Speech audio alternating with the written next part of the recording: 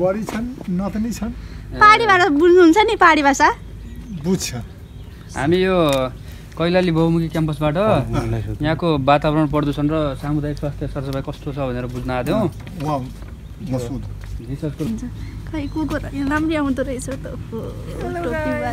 एउटा ठाउँमा उभिएर सबैको आउने गरेर छ नि ऊ त्यहाँनिर उभिएर राजकुमारी के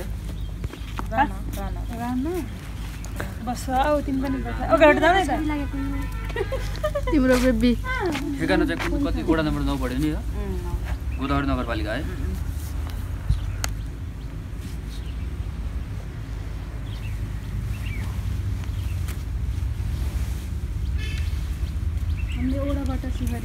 यो समुदायको नाम के हो हजुरको टोलको नाम हजुर जलखुसरा टोल कहा था कि का कहा था अरे वो सुनो ना ए राख्देऊ न हैन उ त ओडा हो के शेरी तो ओडा हो त हैन हां शेरी तो ओडा हो उसी जात के भन्नु हो राणा शेरी भन न शेरी भन्दै हो के फरक पर्दैन शेरी है कुन भाषा बोल्नुहुन्छ आन्टी अब बोल तो था जाए भाषा नेपाली में ना जानता भैया मेरी छोरी पहाडी में ना जान आफ्नै बोल्छन् के राणा भाषा आफ्नै भाषा लेख्नु त्यही यहाँ भाषा पनि लेख्नु पर्छ राणा भाषा लेख्देऊ न मौलिक भाषा लेख्नु महिला हामी के क्वेशनहरु सोध्छौं जे छ त्यही भनिदिनुलाई तपाई हो प्रदूषण भनेको त्यस्तो के अप्सन न थाहा छ भने छ भन्नुपर्छ थाहा छैन भने नि फरक पर्दैन थाहा छ कि छैन कैसे म ना जानता ना जान्थ्यो रे थाहा छैन रे थाहा छैन ना जान मैला गरेर हुन्छ कि ढल निकासको व्यवस्था उचित नभएर हुन्छ कि प्लास्टिक जन्य वस्तुको अत्याधिक प्रयोग गरिनाले हुन्छ कसरी हुन्छ प्लास्टिक त फोहोर होत है ना प्लास्टिक त गलतै नहीं है त्यही त कसरी जलाउनु हुन्छ ए प्लास्टिकको त्यसले गर्दाखेरि है बहुत फोहोरै हो त यदि तपाईको समुदायमा वातावरण प्रदूषण हुन नदिन कसरी सरसफाइ गर्नुहुन्छ भनेको छ कसरी सरसफाइ अब यो वातावरणमा कसरी सरसफाइ राख्नुहुन्छ फोहोर फाल्ने भाँडो अथवा बढारेर फोहोर मैलाको उचित व्यवस्थापन गरेर अथवा माथिका सबै के हुन सक्दैन होला अब मैं का बता दो रोग लागत है भैया अब का कह दे अब फोहर कर अलि नजिक हो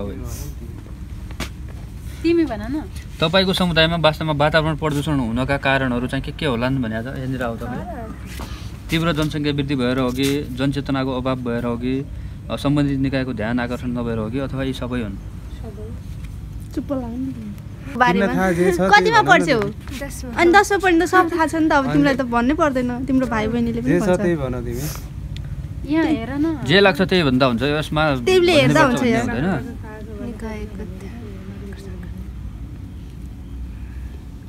अब सब चीज से फोहर से तीव्र जनसङ्ख्या वृद्धि अथवा जनचेतनाको अभाव अथवा सम्बन्धित निकायको ध्यान आकर्षण नहुनु अथवा यी सबै पनि हुन सक्छन् के जस्तो लाग्छ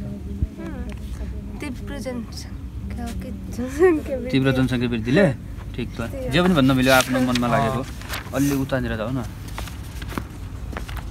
आज ट्याग गर्दै हो के छैन यार अनि सुन्नुस् है वातावरण प्रदूषण समाजमा हुन नदिनका लागि वा हुनुभन्दा अगाडि नै के कस्ता प्रक्रियाहरू अवलम्बन गर्न सकिन्छ अथवा अपनाउन सकिन्छ भने एन्सरमा चाहिँ छ प्लास्टिक जन्य वस्तु नियन्त्रण गर्ने वातावरण प्रदूषण सम्बन्धी जनचेतना फैलाउने बायोग्यास प्रयोगमा ध्यान दिने प्रदूषणको बारेमा स्रोत पहिचान गर्ने यी चारहरू मध्येमा चाहिँ के होला जस्तो लाग्छ प्लास्टिक जन्य वस्तु नियन्त्रण गर्ने यहाँ तपाईको घरमा फोहोर मैला हुन्छ नि खाल्डो थुपारेर गर्नु भएको छ कि जलाएर अथवा नगरपालिकाले व्यवस्थापन गरिदिएको छ कि माथिका सबै के हुन् खाल्टोमा गरिराख्नु भयो तपाईको समुदायमा वातावरण प्रदूषण सफा राख्नको लागि कसको भूमिका बढिरहेको छ यो समुदायको छ कि स्थानीय तहको छ कि तपाईको आफ्नै छ कि वा विभिन्न संस्थाद्वारा छ समुदायमा वातावरण प्रदूषण सफा यो समुदायको प्रदूषण नहुनको लागि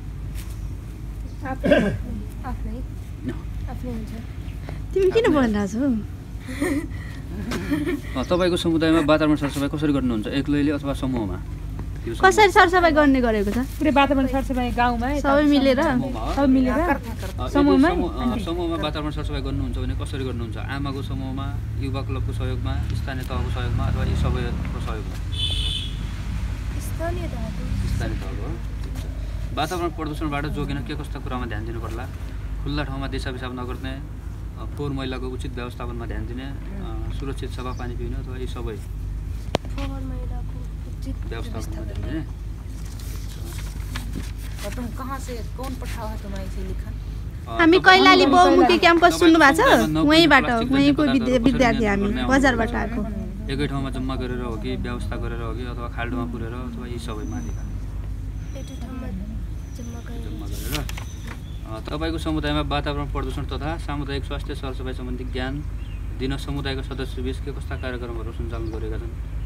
विभिन्न निकायको सहयोगमा तालिम दिने काम भइरहेको कि समूह गठन अथवा वातावरण प्रदूषण सम्बन्धी अभियान चलाउने सडक नाटक जस्ता के भए तालिम भए? तपाईँको समुदायमा पिउने पानीको व्यवस्था कस्तो छ यहाँ? धाराको छ कि नलको छ कि? यदि छ भने समुदायमा पिउने पानीको व्यवस्था कस्तो छ? नहरको पानी, नलको पानी, नदी खोलाको पानी, धाराको पानी? तपाईँको समुदायमा सार्वजनिक शौचालय छ कि छैन?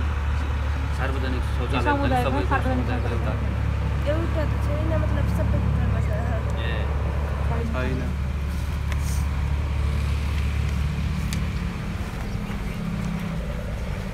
तपाईँको शौचालयमा उचित पानीको व्यवस्थापन छ कि छैन?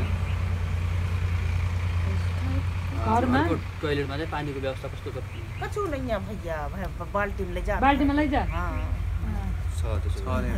यदि छ भने कस्तो प्रकारको धारा जडान गरेको छ? बाल्टीमा राखेको है? बाल्टीमा राखेको। तपाईँको विचारमा वातावरण प्रदूषण भएमा कस्ता किसिमका रोगहरू लाग्न सक्छन्?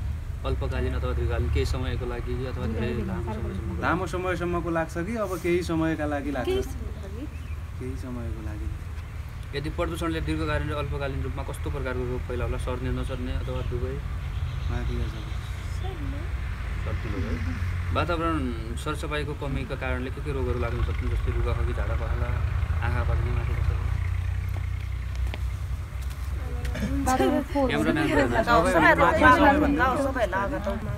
आमा समूहले दिएको छ। ल होस्, धन्यवाद है हजुरलाई। फोटो पनि खिच्नुपर्छ एउटा। 11 मिनेटको रेकर्ड छ। ल तिमीलाई पनि धन्यवाद। फोटो हानौँ, एउटा भयो है।